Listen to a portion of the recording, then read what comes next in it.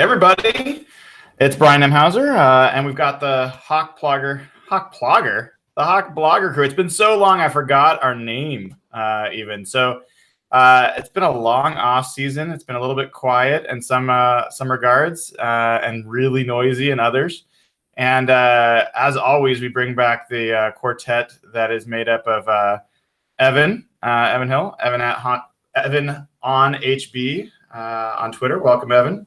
Thank you. It's good to be back. I'm so excited football is here. I can't even, I'll leave it for later. I've got so many thoughts. I'm so excited. I know we get to add football to baseball for once instead of just a straight replace, thanks to the Mariners actually being relevant this year.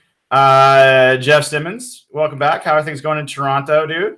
It's good, man. We just got Kawhi Leonard, so our NBA team matters for once in a while. We've taken on the Mariners' identity, have become absolutely irrelevant in baseball. So I'm dying for some football, man. Burning question before we pass it over to Nathan is, was it a bigger move for Toronto to get Kawhi Leonard or for LeBron James to leave the Eastern Conference? LeBron leaving. LeBron has absolutely owned us for years. I'm almost more of a LeBron fan than a Raptor fan, if I had to be fully honest. But yeah, man, Kawhi's only here for 1 year. He's going to California. So way bigger LeBron leaving. Yeah, it's going to be an interesting NBA season as it has been for a while. And then Nathan Ernst at Nathan E11, a lifelong Laker fan from what we're being told now on Twitter. Welcome back, dude. Thanks. Happy to be here. Fun to get the gang back together. Yeah. Is it going to be hard for you to think Seahawks and not Lakers? Because I know that's always what's been on your mind. It's true, but I'm going to make sure I carve out some time for the Seahawks, my secondary hobby this season. So good. Well, I can't honestly remember the last time when we got together if we covered it, but I do like to just thank everybody who's tuned in and everybody who's been a patron up until now on patreon.com. We raised over $30,000 that we contributed to Ben's fund in this last season, which was a record for the site. We had great sponsors like Pagliacci and a number of other patrons who stepped up and who sponsored the podcast and all that kind of stuff. So great year. And now all time we've contributed over $100,000 to Ben's fund. So it's really cool and just a great way to kind of have fun talking about the Seahawks and also give back. So thanks everybody who's been contributing and tuning in. And with that, Jeff, we're heading into training camp starting on Thursday. What's on your mind? What should we be talking about here? It's such a strange year because Seahawks fans, I'm sure all of us, have just used to them being championship contenders. Every year they've gone in, probably since 2013, that year, going into that year, we've thought, or at least I've thought, that this team should win the Super Bowl or at least be in contention for the Super Bowl, despite some flaws, despite some offensive line issues. And this is probably the first year, probably since the lockout, where you really don't know. The range of outcomes of this team is crazy. They've had an unprecedented turnover in terms of players, maybe since the 1 year where Jim Harbaugh left and all those Niners retired with Justin Smith and Patrick Willis, and there's an offensive Anthony Davis. That's the only really example I can think of. And really now Pete Carroll's kind of being put on the hot seat, and it's hard to imagine. It's just the range of outcomes of the team is crazy right now. And there's so much to look forward to. It's kind of weird going into the year with almost no expectations. And that's kind of my thinking of it. And I know Evan's going to think differently and Nathan will definitely think differently, but right now I'm kind of excited to just see what happens. When you say no expectations, are you talking about that you are expecting a really bad season or you don't know what to expect? I have no idea what to expect, but when I mean no expectations, I mean no championship expectations. Yeah. So I don't mean that I think they're going to fail or that I don't think they're going to make the playoffs. I just mean I'm going to this year I'm not going to be sweating for every single game like maybe I have in the past. And I'm not going to be thinking every game is a must win or the season's wasted.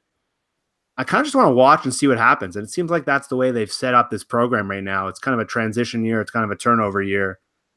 So in that regard, it's kind of fun where I'm not sweating out every move they make. I'm not dying in the first quarter of every game if they start slow.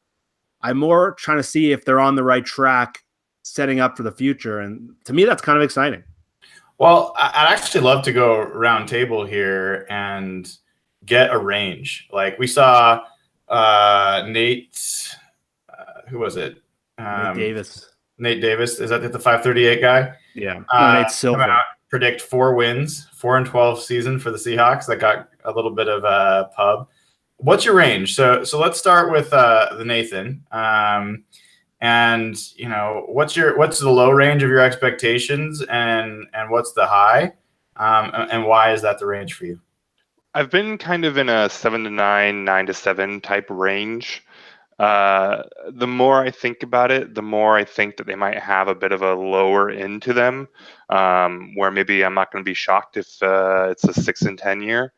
But I mean, I think most odds makers have them like as an 8-win team, and I think that's probably about right. For me, it's just about health and how they kind of fall on that range, somewhere between 6 or 7 and 9 wins. Evan, how about you? Yeah, I think low end is probably 7 and 9. I think high end is probably 13 and 3. I seriously think that team, it could end up being that way. I think just looking back over the past couple of years, some of the things you mentioned, Jeff, really rung a bell in my head. Over the past 2 to 3 years with the Legion of Boom, like aging, one thing that's always kind of been in the back of my mind was, Richard Sherman's getting older, Cam Chancellor's getting older, Bobby Wagner's getting older. Bobby Wagner's still young, but like the Legion of Boom in general was getting older. And there was almost this like psychological pressure for me as a fan being like, oh, they have to win a Super Bowl before the Legion of Boom retires. Like they've got only a year or two left. It felt like really high expectations.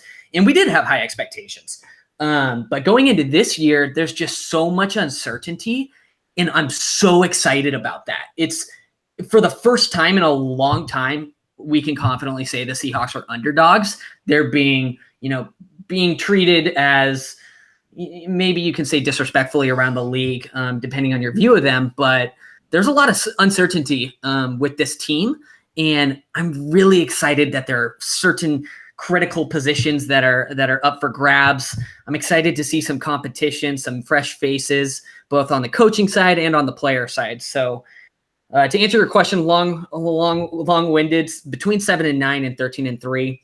But if I had to guess, I think it's more of like in a 10 and 6 season, or maybe 11 and 5. What gives you the 13? Like what does the team look like if they have 13 wins, which is the most the team's ever won in franchise history? What is that? Yeah, I think if for them to reach 13 wins, that means a crazy amount of young players must have stepped up. And not only that, so young players must have stepped up. And part 2 of this is pass protection is ranked top 15 or better. We've seen what Russell Wilson can do with an even adequate offensive line.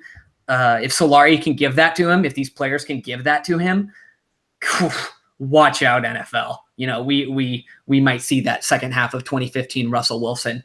But there are obviously some really young names that could end up being strong contributors to this team. Names like one name that has, I think, kind of got lost in the midst is Naz Jones. I know he got injured last year, but before he got injured, he was balling out, and we were really excited about him. So I think there's some really young names that have potential to be really strong contributors this year, and that's exciting to me. Jeff, where are you? You say you have no expectations. Give us a range, though. So when I saw the 4-win thing, I scoffed. I even wrote Nate a tweet. I don't see 4 wins. There's too much talent there. I think that's way too low, even though the schedule is really hard. I kind of look back, and I'm looking at teams with a franchise quarterback. Yeah, this is assuming there's no quarterback injury, because that's where you can have 3-4 wins. I couldn't find really an example in recent history of where someone's less than 7. And Drew Brees was the best thing I was looking at. Drew Brees was 7 and 9 with a lot of bad Saints rosters. Those teams were in salary cap hell. I know Evan studies the salary cap really hard. Those teams were really screwed up by a number of bad decisions, far worse than anything Seattle's done. And they were never worse than 7 and 9. And I know the NFC's loaded, and I know Seattle's got its flaws, but I think 7 and 9 is probably the word I'm going to say is the lowest point here. And I'd say probably 10 is the highest I can see right now. I'm probably somewhere in 8 wins, if I'm being realistic. unless what Evan said, they do kind of have what the Saints had last year, where all those young rookies emerged and the offensive line kind of came together. That's how you get over 10. But I'm probably thinking more of an 8 to 9, probably more like 8. That's where I would go. Yeah, it's so interesting because I echo what you were saying, Jeff, about having, I wouldn't say no expectations, but this is a really hard team to prognosticate this year. There's so many unknowns coming into it. And it's not just, usually that's player turnover, right? Like you got new players, you need to see them on the field before you get there. You got a new offensive coordinator, you got a new offensive line coach, you got a new defensive coordinator. Like everything's different other than you could say that Pete Carroll as the architect of the defense is going to stay consistent. So there should be some consistency of approach on defense. But beyond that, like a lot of things feel a little bit up in the air. And, you know, I can't quite get to Evan's optimism as a 13 being a top end. Few people can achieve the level of atmosphere that Evan floats at. But,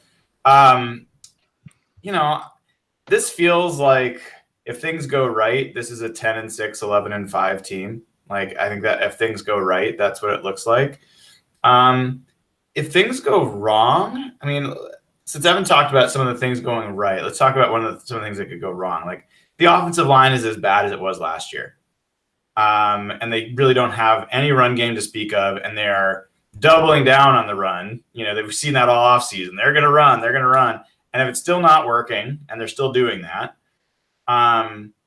if Russell Wilson gets injured, like there is no other side of this team to lean on right now, where you could say, hey, you know, if Russ goes down, the defense can hold him in games for a while. I don't think you can count on that with this team. So Russell Wilson's health is paramount to anything meaningful happening this season.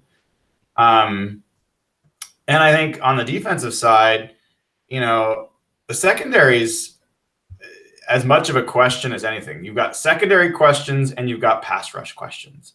That's a really challenging combination in today's NFL. So, you know, to go in there with very likely 2 new safeties, neither of which are likely to be as good as the starting safeties you've had for the past few years. I don't think Bradley McDougald or Delano Hill or Maurice Alexander. Delano Hill has some upside. He could be great. You know, we'll find out, but likely not. And then Shaquille Griffin, like, love the guy. I don't think he's proven yet that he's a Pro Bowl level corner. I think he's a strong corner, but you know, can he make plays on the ball? Can he actually create turnovers? He didn't do that at all last year.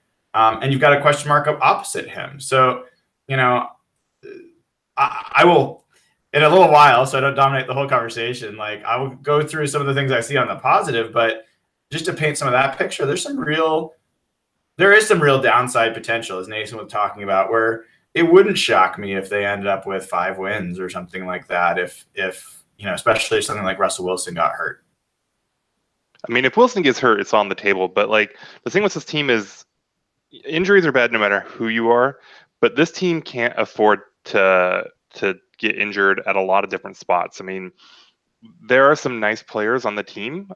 You still have guys like Bobby and Earl, and of course they're, you know, super important to the team. But you know, what happens if there's a Frank Clark injury and you have to go 4 games without Frank Clark? What happens if there's, you know, an injury on the offensive line, or you know, if Shaquille goes down, right? I mean, now you're starting to like start Nico Thorpe, or even if it's just Maxey. You don't think that Maxwell may be that big of a deal, but when you start to look at what they got behind some of these starters, it gets really rough really fast. They're like a lot of these Mariners teams that got rolled out for a few years. Where at the start of the year, you get like, oh yeah, if this guy breaks out, and then these guys play to their career averages, you know, this team can be okay, right? And then you have, you know, one injury in your rotation, and you're bringing up like AA guys.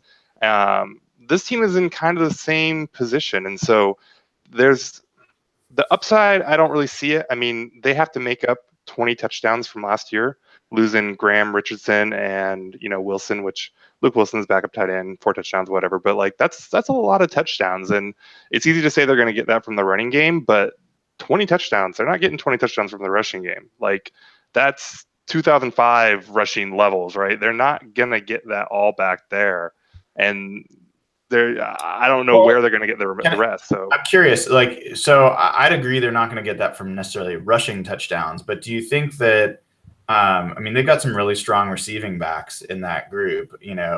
Do we think that the running back core as a group could account for 10 touchdowns? I think that's a realistic. Seems like a lot. I don't know what is normal there, but like that would be a huge year out of the running backs. Well, you figure like Marshawn Lynch in his peak years individually was getting 12 to 14 touchdowns, right? Maybe even more than that, but I think it was around total between rushing and receiving. Yeah. Okay. But yeah, I mean, now you're talking about needing like a Marshawn level performance. Like, from the combined group. I'm not anointing anyone as the next Marshawn, but if you got Chris Carson and Penny and and CJ Prosise is going to be healthy the whole year. Sure. That. So mark him down for at least 6 touchdowns. I think you mean J.D. McKissick, but yeah, sure. Between the two of them. Yeah. No, I mean there's ways that it can come, right? But like, Russell led the league in touchdowns last year. If you start to want to say that you're going to make up some of it more in the passing game, I don't know. It's a lot to expect. So there's a lot of, I don't know. I think there's a lot of downtime, a lot of downside, and a lot of risk with this team. Yeah. So I'm curious for you other guys. Nathan brings up a good point about the loss of some of the scoring on offense. Some of the running backs could be part of making that up. Who else do you think could be part of closing the gap and replacing some of that scoring? I think Tyler Lockett. Tyler Lockett was basically playing on one leg last year. I think he said he was 75 or 80%. And if you think about Paul Richardson, I don't think coming into last year, he had been mostly outside of that playoff run a couple of years back. He has been mostly an injury-prone disappointment. And now one great contract year, he's an $8 million player. Lockett has his issues. He's not the best catcher with his hands. He's not going to be a great red zone guy, but I think he's a guy who can help you. The big wild card here, and I don't even know if he makes the team, is Brandon Marshall. And if you've been following Brandon Marshall on Instagram or anything like that, he seems really excited to be on the Seahawks, which is kind of a difference from everything you've heard from kind of the veterans around the team, kind of from Sherman. We'll get into that later. If there's one guy who can help in the red zone, because Jimmy Graham is a huge loss, Ed Dixon does not come near that guy. He's more of a inline blocker and a decent out runner. But I think the X factor in terms of red zone has to be Brandon Marshall, and the scary thing is he might not even make the team. That's how much uncertainty there is around these guys right now. I think my greatest fear is that nobody out of that group really steps up. I think there's potential with the group, but it's also the biggest liability potentially from a position perspective. I mean, speaking on Lockett, Jeff, that's assuming Lockett is even like returning back to full health. Like yeah. I'm not even sure that's a given. And I'm a huge Tyler Lockett fan, but who else do you hope steps up in that group? Amara Darboh, DJ Moore, Tanner McAvoy. Wish we had DJ Moore. McAvoy time. Shut down the podcast. He's not making the roster, and if he does, I'll eat my freaking Rashad Penny jersey on the pod. I'll eat it. First of all, where is this very Rashad Penny dangerous jersey? Where is this fabled Rashad Penny jersey? You talked so much smack about it on Twitter, and suddenly you actually got a Rashad Penny jersey? Oh, give me a second. Continue the conversation. Yeah, I can't believe that I had to prompt you to remember to go get it in the first place. He was actually said he was wearing it and said it was too hot in his apartment. So I'm curious how he's going to do in Arizona. Although we'll see if we can make him sweat on the podcast. Yeah. So Tyler Lockett had 6 touchdowns his rookie year, and then was I think one his second year when he got injured, and then 2 last year. So his upside so far has been 6. You figure if he has his best year, he could have 7 or 8. Would be his best year. But I do think Tyler Lockett. Oh, look at what do you got there, Evan? It's not is that a Jeremy Lane jersey? It is the 2018 League MVP's jersey, Rashad Penny. Okay, turn around. We got to see the name, because otherwise it looks like a Jeremy Lane jersey. Yeah, that does look weird. That is hard to get used to. I know. Different. I said Mo Morris. Run on the field and be like, crap, That's a bad number, yeah. Yeah, has there been any good number 20 running backs? Ever for any team or for I'm just trying to think of it. Well, Barry Sanders. Yeah, Yeah. I guess one. That's one. pretty good. None of the modern era. But no, so like you want to joke about like scoff at Amara Darbo, you want to scoff at McAvoy. Like who are the dudes that are beating these guys out? You've got Brandon Marshall, okay, maybe. Jerome Brown, all right, he was a fourth wide receiver with Arizona last year. Marcus Johnson, David Moore, DeMaurier Stringfellow. I mean, maybe Stringfellow's got the best chance of surprising and being the number 3 receiver on this team. Keenan Reynolds was playing quarterback last year. Like Caleb Scott, Cyril Grayson, the track star. You want to like. I put out on Twitter today that like I think the team's got like about 25 locks at this point, and I had Darbo on there, which was weird to do. But who's beating these guys out? They carried 5 wide receivers last year. You've got Doug and you got Tyler, and then you got to pick 3 guys from Amara Darbo, Brandon Marshall, Jaron Brown, Marcus Johnson, David Moore, DeMaurier Stringfellow, Keenan Reynolds, Caleb Scott, Cyril Grayson, and Tanner McAvoy. You have to take 3 of those. This is why they're going to run the ball every play. It's going to drive you crazy. I mean, I almost can't blame them with that receiving core. You know what? I propose a new idea. Let's only carry 2 wide receivers, Tyler Lockett and Doug Baldwin. Yeah, CJ Procyse can play wide receiver. Oh God, and we're already here. Look, too, right? One, I think David Moore is can be a legit receiver. I don't think that's a huge stretch. I saw enough. He's hyping him up quite a bit too. What's that? He's hyping him up quite a bit too. Yeah, he's an athletic dude. He's durable. He's strong. He's fast. Like, I don't think he's necessarily going to be some standout, but I have some questions about how great Paul Richardson actually was and how much of it was Russell Wilson and Paul Richardson spending time together. So I don't know if any of these guys were smart enough to spend their offseason with Russell, but if they want to make money, they better. I think, going through some of those names, Marcus Johnson was a decent receiver for Philadelphia. They were kind of stacked at that position. He's fast. He's tall. It's not totally out of the realm of possibilities. And, beyond that, yeah, you're right. I mean, like Brandon Marshall, you kind of hope something hits there that he can at least still play. Otherwise, you probably are looking at, I forgot Jerome Brown. I mean, Jerome Brown was a legit receiver. He was behind Fitzgerald and John Brown. You sure about that, Brian? We're used to talking about these guys like you've got Golden Tate and Sidney Rice and Jermaine Kearse and Doug Baldwin. And it's like, oh, yeah, Marcus Johnson. He's 6'1". He's fast. Maybe he can do something. It'll be cool. Keenan Reynolds. Oh, he started like, we're talking about their 3rd receiver. Yeah. These guys are going to play like 60, 70% of the snaps. It's not. I think all the guys you mentioned are potentially like in the same level as Jermaine Kearse. And Jermaine Kearse was a starter. Ridiculous. I don't hold Kearse in that higher regard. Jermaine Kearse has been often caught for like 80 balls for 900 yards. Like Marcus Johnson, you can take I'll give you like all of these guys, and they probably won't do it combined the rest of their career at this point. Like, all right, I will take that bet. I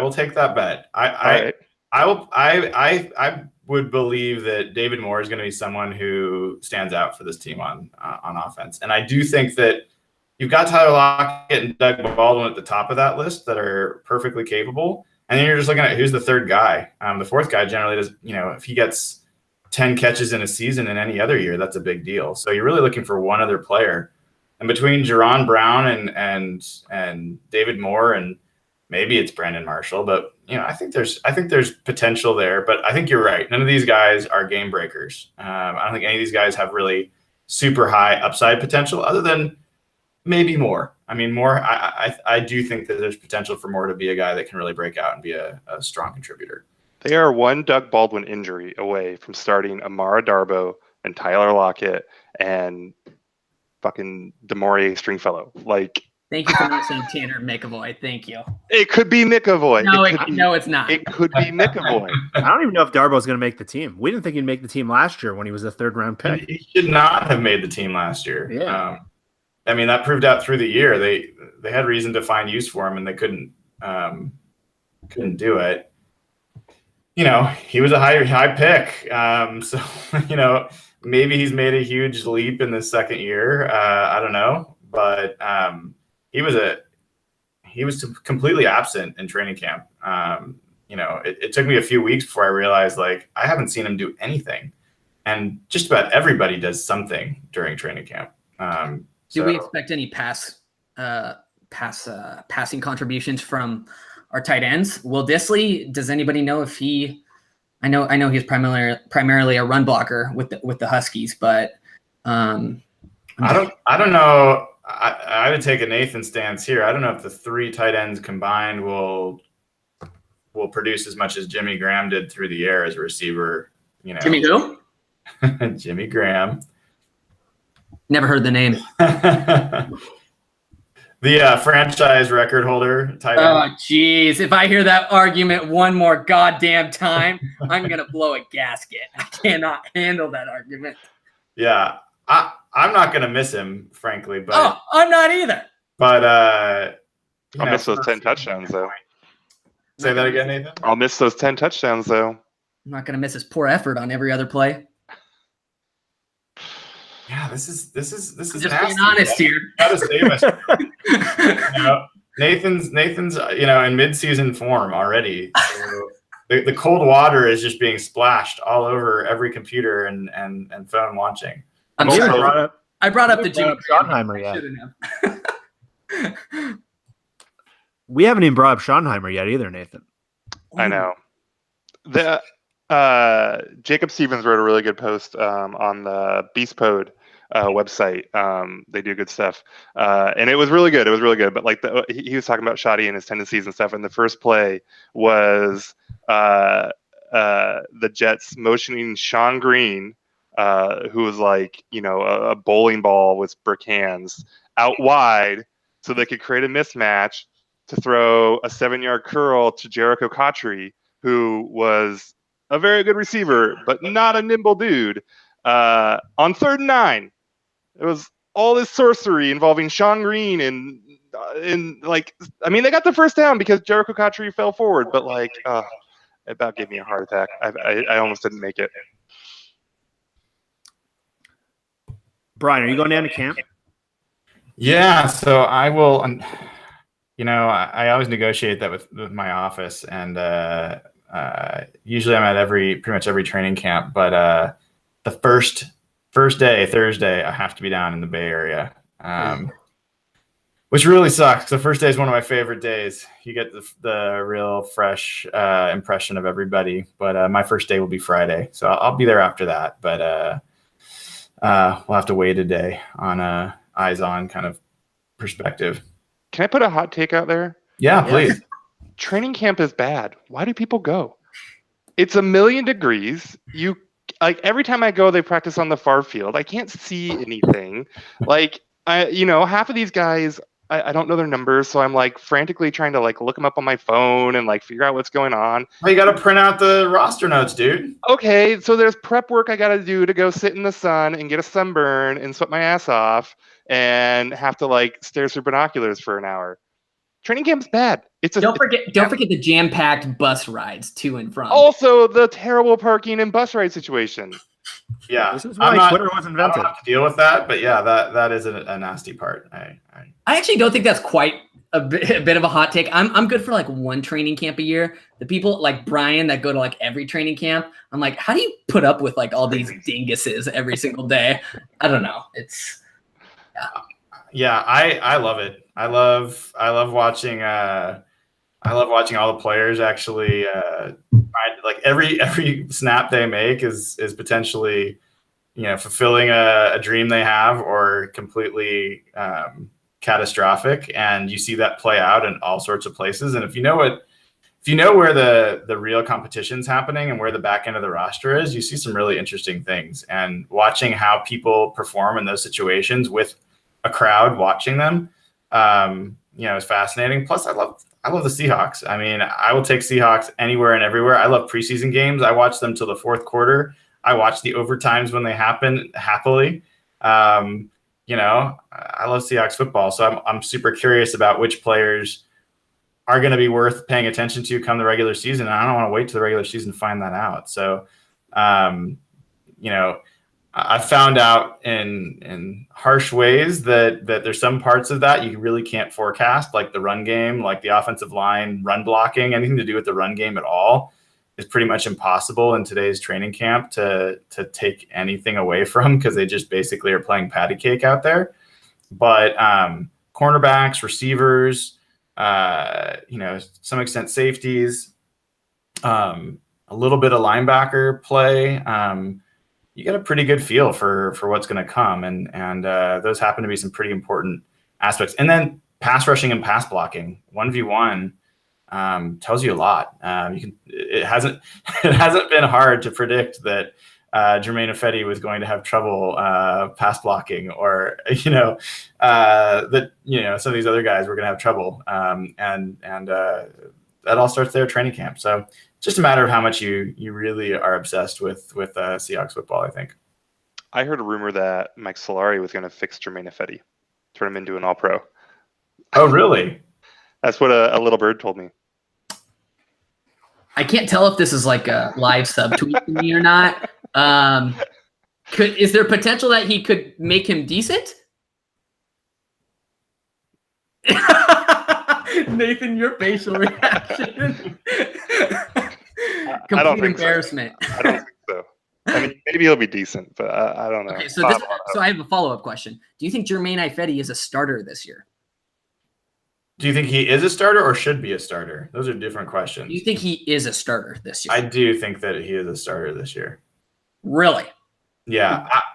I would be one of the things I'm cheering for that is super unlikely, but I would be more I think there's more upside to is George Fant winning out right tackle. I was just going to say, if I do go to training camp, or if I did go to training camp, that would be the thing I would really watch, was Fant, and just see where he's working and how he looks, flipping, mirroring his stance and all that.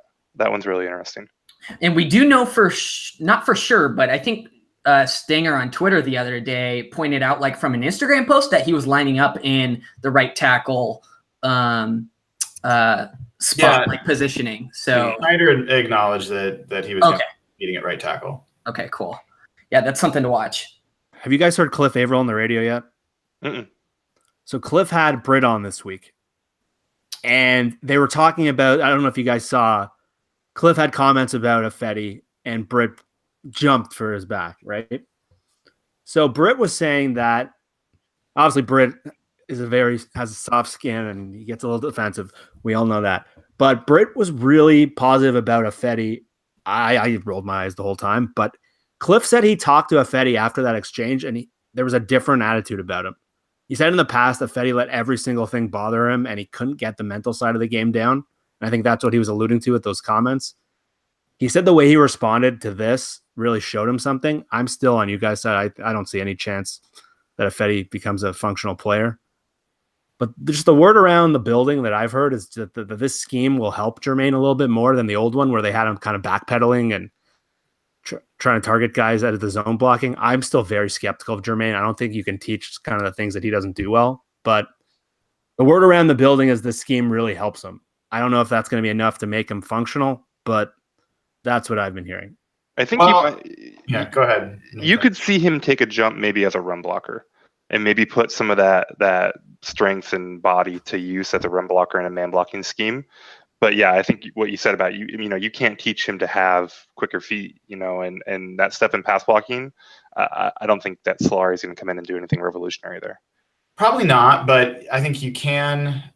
His technique, he's off balance a lot, and he gives up a lot of ground when he's pass protecting. And there may be some different techniques that fit his style better. I mean, I think there's reason to say he could be improved. I don't know that I believe he can be great yet. I have to be cautious because look, Justin Britt was disastrous at left guard. And then he was Pro Bowl alternate at center the next year. Now there's a bunch of factors in there, but I would just say I didn't expect that. So I do have to acknowledge that there's some potential for, maturation and growth over time, and that something could happen. If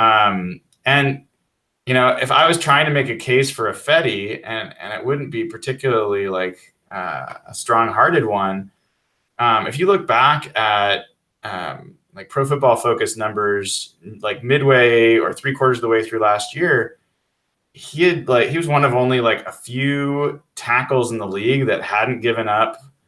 He'd given up like I think only a couple sacks, and like he had some crazy like low number of total sacks and hits that he had given up. He'd given up a ton of pressures, but less sacks and hits. So there was some kind of upside to that. I just really like what George Fant, his physical profile at right tackle, reminds me a lot of someone like Chris Perry, for those people back in the day, Seahawks land. That's like 2002 timeframe, that Matt Hasselbeck. But tall, lanky, strong. I'm kind of interested in what he would look like there.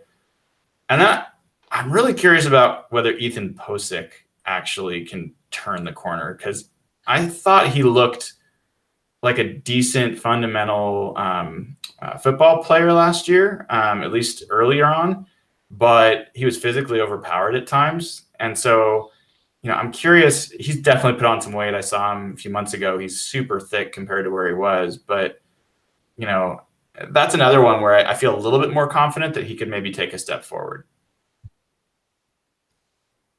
And Posick was at this camp that happened this week. I don't know if you guys saw Jeff Schwartz did a story on it.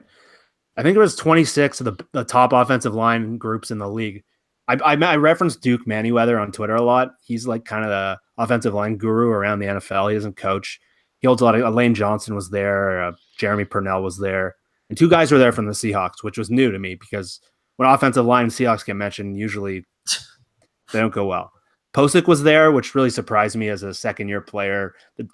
If you look at Ben tweets out blown block stats allowed, Posick was very high in that stat. So the fact that he was in this group, to me, that's what's promising, that he's picking these guys' brains, that they consider him functional enough to be these guys. And Fluker was there. And Fluker's worked with Manyweather all year long. And based on Fluker's contract, I don't know how much the Seahawks even think of him based on the guarantees he got and based on his pass protection issues in the past. But Fluker's really changed his body like Posick in the last year. Fluker, there's a picture of him that surfaced last week. He looks completely different than he did a year ago. And so I'm interested in seeing the 2 guards and if camps like this do help them. And Posick's a guy who has a pretty good technician coming out of college. But yeah, the functional strength is a big issue. And when you jump 20 pounds in 1 year, sometimes it's hard to, you might be an injury waiting to happen at that point. But to me, the 2 guards are going to be fascinating to watch because guard play has been such a problem for this team since the Super Bowl years. Posick does have the technician, does have the pedigree coming out of LSU, but I just want to see, did these guys take that jump in the Solari scheme, or is Tom Cable as bad as we thought? To me, that's the most interesting test case of the whole year because the players are the same, right? They're essentially the same outside of Fluker. The scheme is a little different. They didn't draft Will Hernandez like we probably would have wanted when he's on the board twice. They didn't make a big free agent splash. So if Solari can get something out of this group, to me, that's the most interesting test case of the entire season. Yeah, I think the season hinges on it. This offense really has to make a huge step forward for this team to be relevant this year. And for the offense to take a huge step forward, the offensive line has got to be at least mediocre, like at least. And we've been saying that for years now, and it has not actually happened. So, in fact, we've been saying for years, well, it can't get worse, right? But actually, it can't. Yeah, it's true. 2 years ago when Fant was at left tackle, I think that was the worst position group in the entire league. Did they have Fant at left tackle? They didn't have Fant at tackle and Webb at guard, at least. If that had all lined up, that would have been like historic. God. That was the same year, though. Yeah, but Fant came in later. Yeah. I have a hot take question. Are we sure George Fant is good or even? No. Because there's a lot of talk in Seahawks circles that like, oh, George Fant's going to come back and win the starting job at right tackle and solidify the tackle spot. Have we seen any consistent positive contributions from him? That is not how he had a nice preseason that got Ben Baldwin very excited for him. And that's about that's about it. I just think maybe some fans are kind of overstating his expected contributions if he's fully healthy. Yeah. I think he's the backup quarterback. This is the backup quarterback thing where everyone just hates Ifedi, and so they're just projecting hope on George Fant. But you never know. I mean, maybe. We all talked about watching him earlier. I mean, maybe he'll be better. There was a Field Goals article. I can't remember who wrote it. It might have been Sam Gold, but like that after the first preseason game or something like that, that just broke down every pass block that Fant had and how he was doing well. And I know a lot of people got really excited about that. It's really small sample size. I don't know. I just see from an athlete perspective. For me, he projects a little bit more as a right tackle than Ifedi. To me, he looks like a bigger plotting. He looks like a guard to me, and how he moves, and he doesn't look comfortable in space or against quick edge rushers, and so it's just hard for me to picture that working out. But yeah, I mean, look, I believe that Dwayne Brown is going to be, reliable at left tackle as long as he can stay healthy. I think Posick has a chance to step forward. I don't know how far, but he wasn't very good last year. So we're talking about getting from not very good to maybe below average or average, who knows? Justin Britt he took a step back last year, but not like to being really bad. I think he's a above average center. Fluker is a guy that the Giants wanted back, apparently. And, he is definitely more of a run blocker than a pass blocker by all accounts. So they could not have wanted him back that badly. He signed here for like $900,000. Like, I mean, sure, they might have wanted him back for like free or something, but he might not have wanted to go back as part of it as well. So, all right. And then you got right tackle. So it's a hodgepodge for sure. And, behind those guys, I don't know that there's, Jordan Roos, maybe he's someone that, has reason to believe that he could step forward. Willie Beavers is a guy that some people are excited about. I just haven't seen anything from any of those guys to like get super excited and say they're going to be the reason this offensive line's better. And honestly, Mike Solari has had an uneven career. I don't know that. I think Evan wrote about it in his article. I'm not sure that. I think anything that's not Tom Cable should be at least give the opportunity for improvement. But I don't know if I believe that Solari is the answer. So I'm definitely curious about that. I'm hopeful, but I'm not that hopeful. It's not Solari is the answer. It's not Cable is the right. answer. Tom Cable was a goddamn poison to this organization. I'm not kidding. I am convinced. He single-handedly is the reason we have not won multiple Super Bowls. I'm not kidding. My early adulthood has been ruined because of Tom Cable. I'm not kidding. F Tom Cable. I hate that man. All right. I'm sorry. I'm done. No, it's true. It's true. He was he's not a positive influence for sure of late. So what do we have in terms of guys that you are looking to take a step forward? You believe, not necessarily offensive line, but across the roster, that you guys believe could be a much better player this year than they were last year? Jeff, do you want to start? I think the big one it's going to have to be is Delano Hill. Delano Hill had trouble getting on the field last year, and we don't know what's going to happen with Earl Thomas.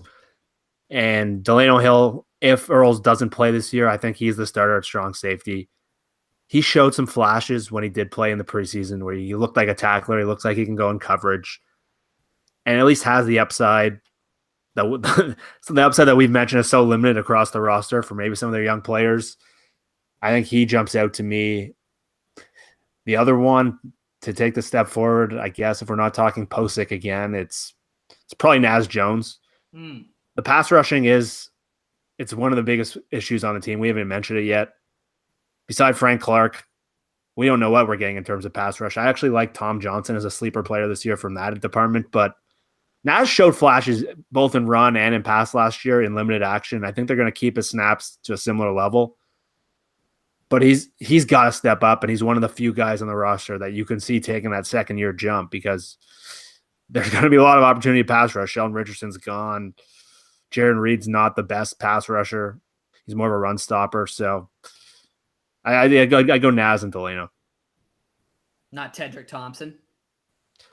When you move like molasses as a safety, it's not a good sign. But he has great ball skills, right? Totally. Yes, he gets the ball first. What about you, Nathan? Is there someone that you're thinking might break out this year? I mean, I don't know that I think he will, but Nick Vannett is kind of in a good spot for it. Tight ends take a little while to develop, especially as pass catchers. I mean, we'll see what Dissler can do with a blocker, but Vannett's in year 3 now. He doesn't have a ton of competition for targets, so he could be a guy that, maybe it comes together for him and maybe he takes a jump. I don't know. It's kind of sad, like trying to look through and see, I think Poona Ford, the undrafted free agent defensive tackle that they got, he's a guy that could maybe pop and surprise it, not better than last year necessarily because he wasn't on the team last year, he was in college, but I don't know. One guy I really am excited. I was joking about him being a starter, but DeMaurier Stringfellow is a guy that if kind of like a Fetty, if his head's on right, and Stringfellow's got a ton of talent. So, he is someone that could actually legitimately step up and out of that wide receiver group and really take that third spot and earn it and own it and keep it. So he's someone that I'm excited to see, but I'm really tempering my expectations for him just because he's had so many issues going back into college and all that. So it would be super ironic for people that don't know his his backstory, at least. And he was a Husky, and part of the reason he got he transferred, he got kicked off the team or whatever, is after the Seahawks beat the Broncos in the Super Bowl, he and who was the other player? Anyone remember? Oh, Miles, right? Was it? Yeah. The QB. Oh yeah. God. QB. Got into a fight with some Seahawks fans because they're both Broncos fans. So now I kind of love that he has to come back, tail between his legs, and try to make the Seahawks squad. So, and if he does make the team, his very first game will be against the Broncos. It's kind of crazy. That's funny. Yeah. The Poona Ford one's fun just because it's fun to say his name. And he's a fun dude too. He's 5'10" and 400 pounds. Yeah, he's like a little spark plug. He's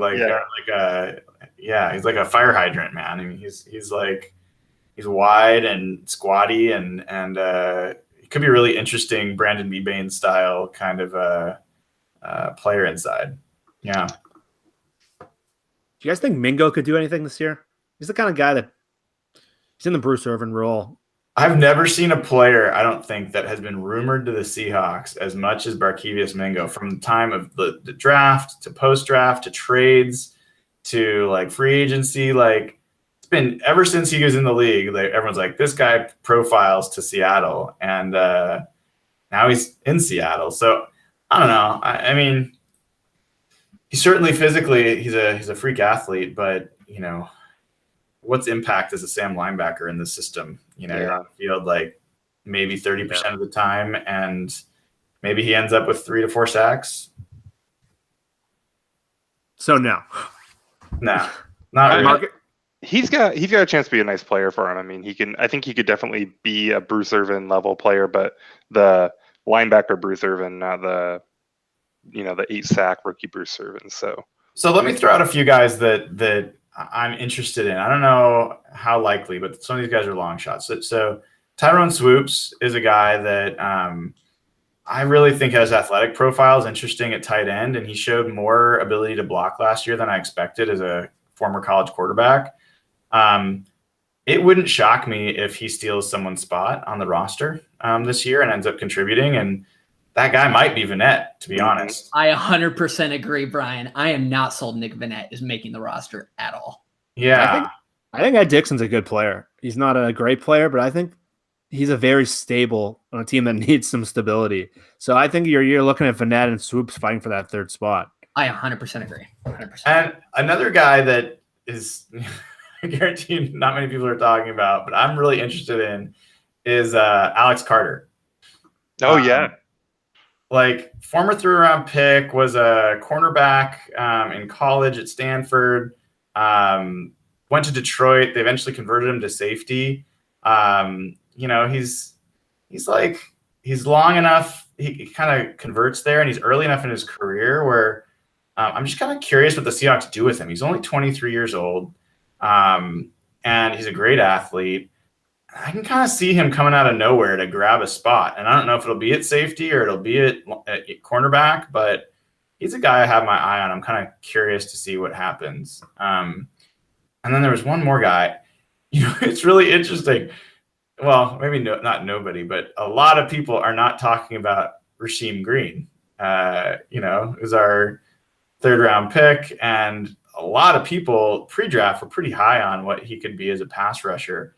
I don't think that anyone knows what to really make of him. So I'm kind of curious to see where they fit him in, or if he forces his way into the picture. That would be another guy that's kind of on my list.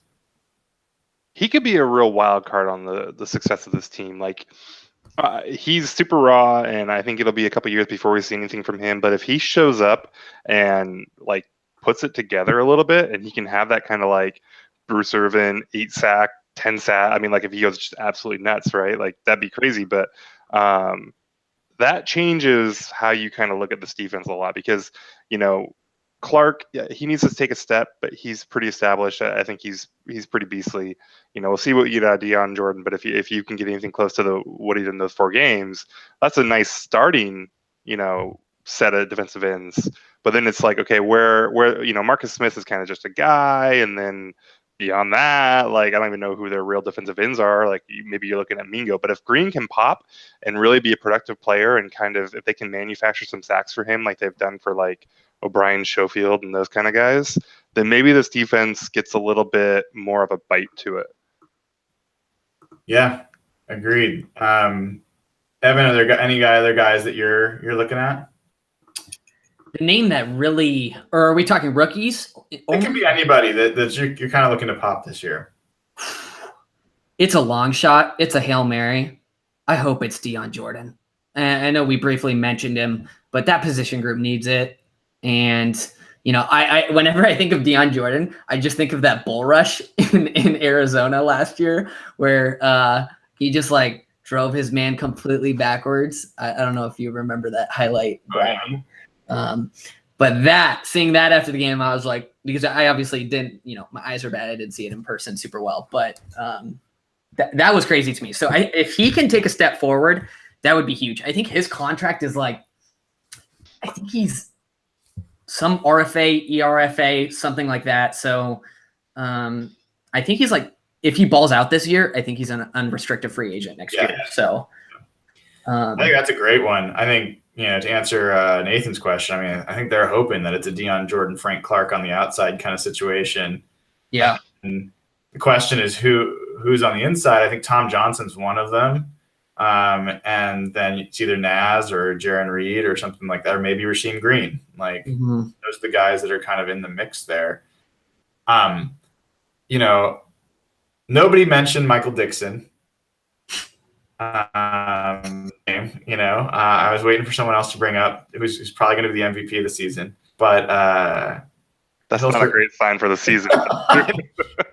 I am really curious. I have to ask, like, are you guys like? There's a scenario where Sebastian Janikowski makes the team and is the most likely kicker, but is like old and maybe he gets drunk or maybe he gets injured or whatever, and then you've got Jason Myers. I think is that the other guy? Yeah.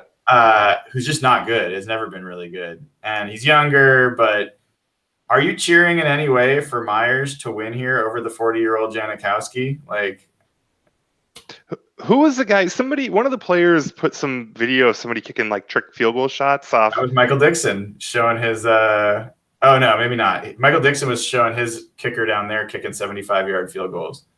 His kicker, like the kicker at Texas right now? Yeah. He actually was in the league and then, hasn't made it yet. Hasn't like made a roster, but I can't remember his name. Okay, I'm rooting for that guy. Yeah. No one also mentioned Trey Flowers. Ooh. Yeah, he's super interesting. When I was reading through your list, I totally forgot about him. Yeah. Because around draft time, I was kind of excited by that pick. Because their 5th round was more exciting than their 1st round. 5th round. What did you just say, Jeff? That 1st round pick was incredibly exciting. Yeah, because they actually made it. Many fans bought his jersey, Jeff. So we've gone pretty much an hour, and we haven't talked about Earl Thomas. Yeah. I think we should kind of get into this. This is kind of going to be the lingering story, unfortunately, around Seahawks camp from the national perspective. It's not as fun to talk about as Michael Dixon, but Earl's been all over the news. Today, a new report came out from the NFL Network, and there's been Instagram posts every 2 days. So we'll start with you, Brian. You've been close to the team for a long time. What's your take on the whole Earl thing, and where do you see it going? Well, I think the Seahawks might have overplayed their hands and not, getting a draft pick before the draft. I don't think Earl ever really intended to come back to the Seahawks, despite what he had said publicly, which is kind of a weird PR campaign that he ran prior to the draft and prior to minicamp. Now I don't see a path for him to come back to the team that would be a good answer. The most likely scenario right now is he's not going to report to camp. He'll be out for all of camp, and then maybe he'll come back for the regular season. I think an unhappy Earl Thomas in the middle of a team, the secondary that is trying to figure out its identity and develop, is not a great endpoint. I would hope that they can find a draft choice that they can get for him. Ideally, I'd like them to extend Earl and believe that that's the right thing to do. I just don't think the Seahawks are going to do that. I don't think there's any sign that they're going to do that. If they had any interest in doing that, they would have already done it.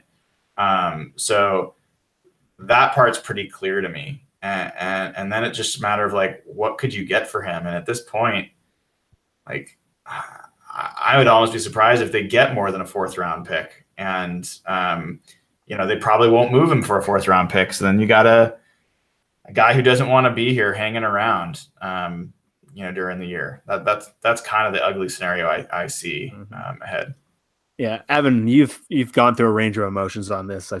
We've all followed your tweets, and Earl's your avatar, and you've gone from hating on him to wanting to re-sign him instantly. Where's your head at these days? Jeff, I wave every hour back and forth with this situation. It's so deeply like close to my heart because I love Earl Thomas so freaking much, but I also kind of understand what the Seahawks are doing. I'm gonna lay it out in like a bullet point list. My thoughts here. Number 1, I love Earl Thomas.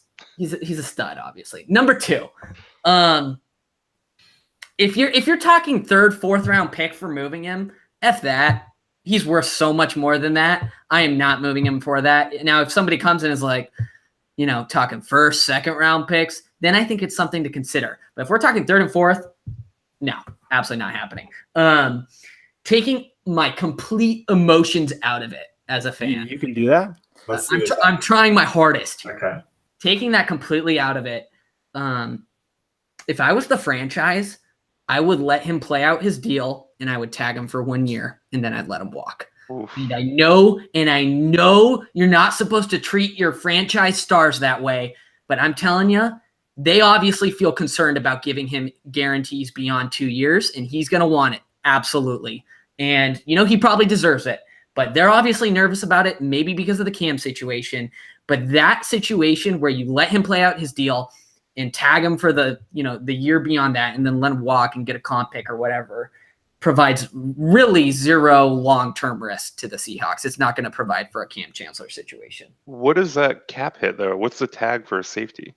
Super cheap because safeties are like getting paid pennies these days. I'm pretty sure it's like 10 or 11 mil. So like, and he wants probably like 13, 14, 15. He'd be furious.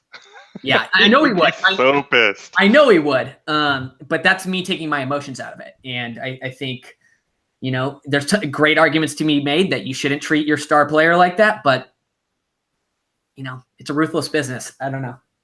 All right, from the opposite end of this spectrum, Nathan, what's the most realistic scenario, and where do you stand on it? I don't know. I mean, during the draft, I thought they should have traded him. Apparently, they couldn't get a second-round pick, and a third-round pick is really dicey. But, I think that they must feel confident, and maybe it's just that route. Maybe they're just willing to let him play out and then tag him. But they must have something planned, because if they were just going to let him walk, get the third-round pick, trade him for anything. Especially with the chance that he might, he might kind of loaf or whatever out there.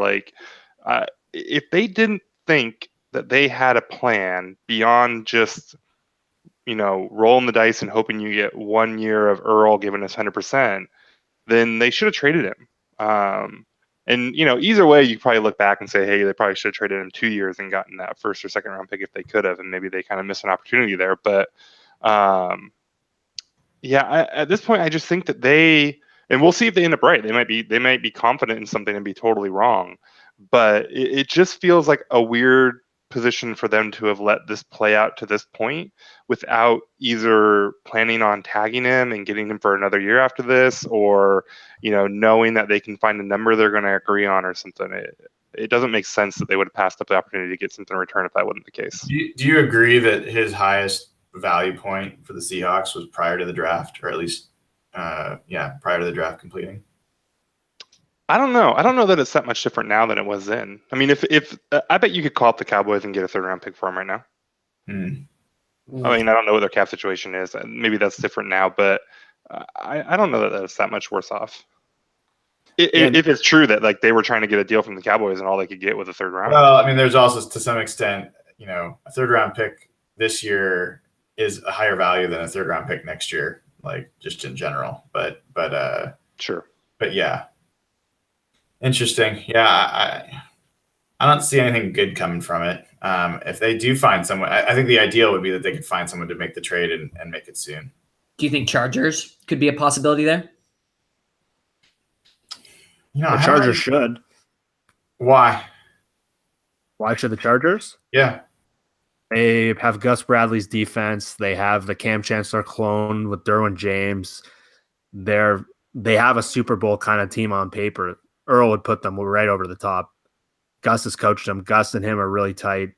They're one of the few teams that doesn't need a free safety. If you look, that's why Earl only gets mentioned. The Cowboys teams just don't need free safeties right now for whatever reason, which is why the safety market's beaten up in free agency. And they're one of the few teams I think should overpay for Earl. But it's just one of these stories that won't go away, and I'm kind of sick of it already. But how good do you guys think Russell Wilson can be this year?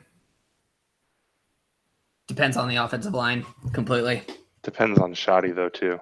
Yeah, I'm not so sure he's as big of a factor as we're making him out to be. I understand that sounds crazy because he's play caller.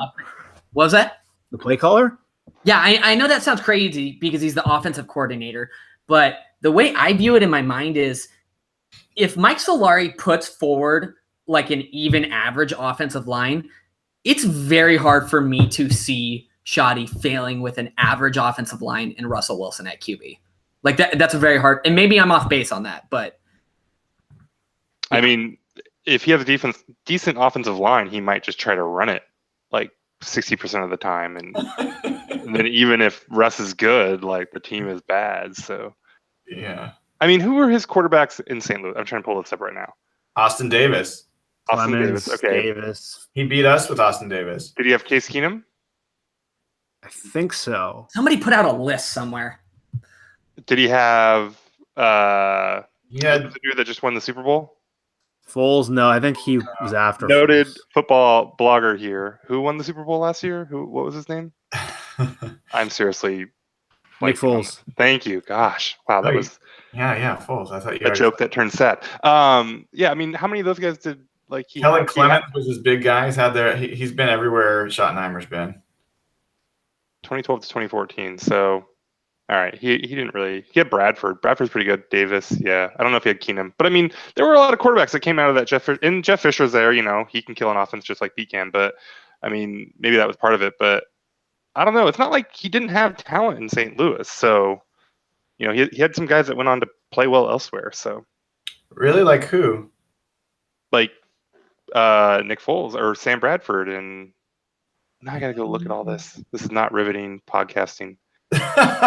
Well, yeah, I don't know. I don't know if I can make the same claim that he's had good players that when they got out from underneath him, he went off and they played better. I hadn't seen that as much. I'd love to read that if that's the case and learn about it. But I mean, I think the only talented QBs I think he's really played with or been in the room with is Drew Brees and Phillip Rivers when he was in San Diego as a quarterbacks coach. And from everything I've read about that relationship, like that's pretty strong, and they're both kind of like film junkies and detail oriented. And then Brett Favre in New York, was I think and Brett Favre went on to have a better year the year following. That's the one guy that I could say Nathan had a better year. Went to Minnesota, I think, after that, and had his big year. So yeah, he had Favre, and Favre went on to play better the next year. Favre was injured though, but I mean, right. He didn't have Foles or Keenum. I think Keenum was there for like half of his last year. So he missed out on both those guys. But he did have Bradford, and Bradford's been a decent player. Mm-hmm. So I don't know. I think the thing about Shoddy not having any quarterback talent's a little overblown, but I mean, we'll see.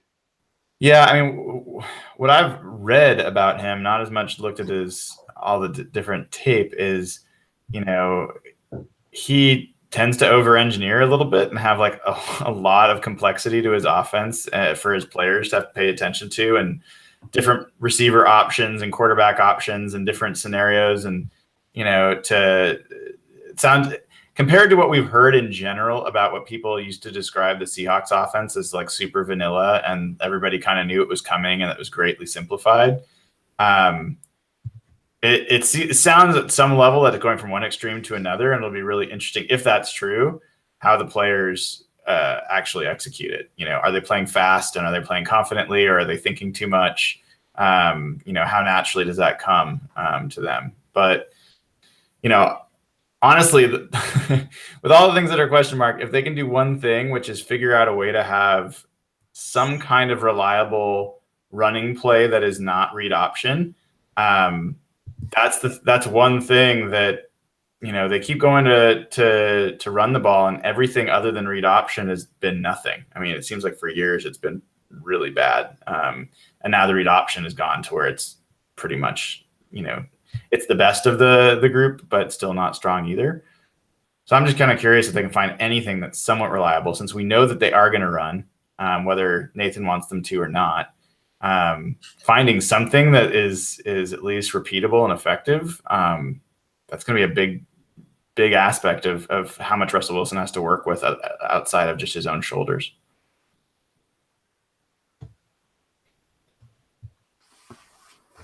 All right, Jeff. Any other items we want to cover before we wrap it up pre-training camp? Okay, one more question. We haven't mentioned his name the whole time. The other Shaq Griffin. What are you looking for him to do in preseason, and how does he get on the field? That's probably the best story on this team right now.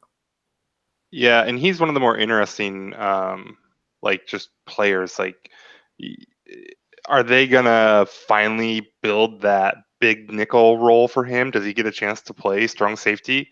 Does he play linebacker? How much do they let him rush the passer? Are we going to even get to see any of what they might want to do with him in preseason? Like, I could see him just playing a really vanilla, like, Will or something like that. Because if they are looking to incorporate any of that, they're probably not going to show it in preseason. So for him, I bet he'll have a big special teams moment or two, and then he'll fly around just as a linebacker on defense. And then I wonder if it won't be maybe farther into the season where he starts to get some opportunities to do different stuff if they can find ways for him to do that stuff. Okay, one final question before we go. Oh, I got a final question before your final question. Okay. All right. So I asked a question on Twitter the other day. I'm curious your guys' point of view. Not what you want to happen, but what do you think would be the best for the franchise in terms of getting back to being a contender? Which would be the better option? One, that the team actually does hit the low end and loses, wins like 4 games, gets a high pick, or two, that they end up somewhere between like 7 and 9 wins, maybe make the playoffs. I'm going low end, and not because of the pick, but because they fire Pete Carroll and they go out and they hire someone who will pass the ball. No, I mean, it's a high end. Are we taking like the 13 wins? Is that the high end we're talking about? No, I'm talking about the two options are basically either mediocre, 8. Does that mean playoffs? Is that like wild card? Maybe the playoffs, like, maybe sneak into the playoffs as your high end, or 4 wins. Which do you think the franchise is actually better off experiencing? If they only win 4 games and it's not because of a Russell Wilson injury, that's bad times. Like, that's bad news. If Russ gets hurt and they win 2 games and then they get like the number 1 pick next year, like, there's some upside there that could work out. You could do the Tim Duncan thing. But if they win, if they're just a 4-win team with Russell Wilson playing quarterback, then I think you have serious questions. And I'm taking the mediocre option there. That's an interesting way to look at it. Jeff, how about you? I think the worst place to be is kind of the 6 and 10, 7 and 9 area, where you're not getting better and you're not getting worse. So if your option is that or the 4 and 12 bottom out, I almost take the 4 and 12 bottom out, because that at least gets you a great player next year. They don't have a 2nd round pick next year. And maybe it is time to move on from Pete Carroll. So if they go 4 wins, at least that clearly. If you're 7 and 9, you're still kind of stuck in where you're not sure if they're getting better or getting worse. And to me, that's the worst case scenario. If you're just 7 wins and you take a minor step forward with new coaches, to me that's the worst case scenario. Almost worse than winning 4 games.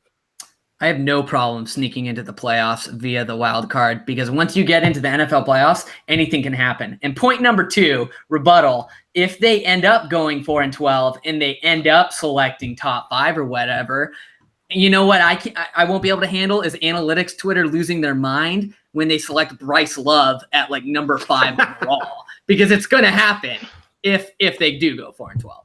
I was in my mind too.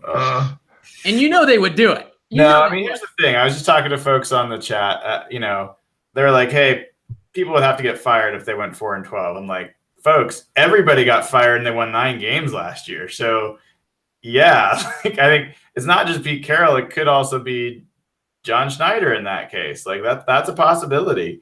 And, they could turn it over to a new GM and coach with a high pick, the same way that Pete and John inherited a high pick when they took over in 2010. I think Nathan's got it right. I actually hadn't thought about it that way, but I like that notion of like, it's how you get to those wins as much as what it actually says. And in general, I actually think I believe in the value of high picks really being available to make a huge difference in your team. I ultimately believe the thing that wins or loses championships is how many elite players you have. And, I know we've gone back and forth on this as well, but, history shows that the majority of Hall of Fame players are coming in the first round, and the majority of those players are coming in the top 10 picks. So top 15 at least. So that is at least interesting to me. All this said, who knows? Maybe they end up everything clicks and they win 12 games, and it's these types of things we look back and we're laughing at ourselves for even having this conversation. I mean, whatever happens though, people should just have fun with the season.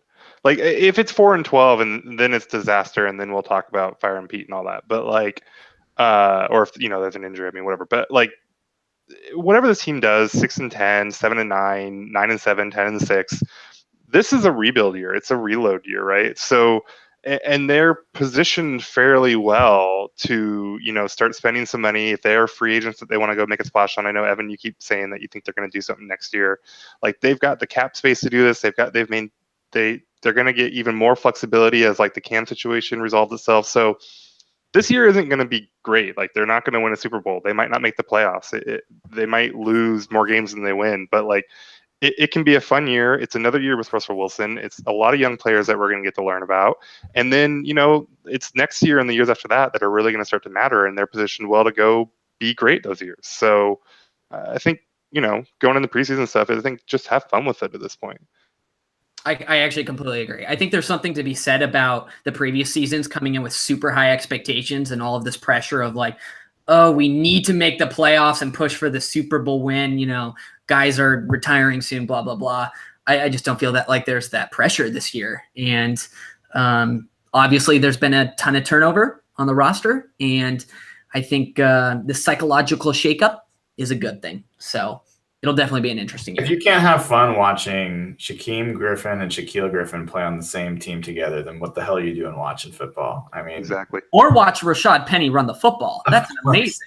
Or watch, Nathan and Ben Baldwin, like, lose their minds every time that they. Oh, I can't wait! Every single time he scores a touchdown, I'm trolling them so hard. It's gonna be super annoying until he breaks his ankle, and I don't have to worry about it anymore. Have fun, though. Have fun. Don't worry about that.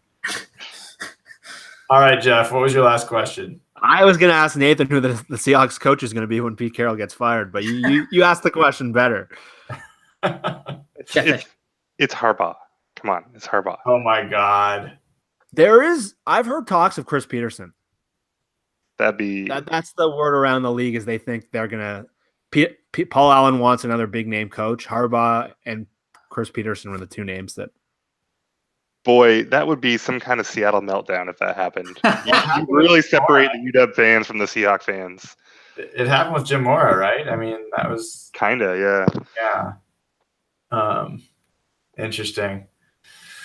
Well, all right, fellas. Thank you for getting back together. It's always fun to get you guys on air talking Hawks, and pretty soon we'll have real stuff to talk about, not just theoreticals and hypotheticals. So come Thursday, that'll all happen. Until then, everybody enjoy your week and go Hawks.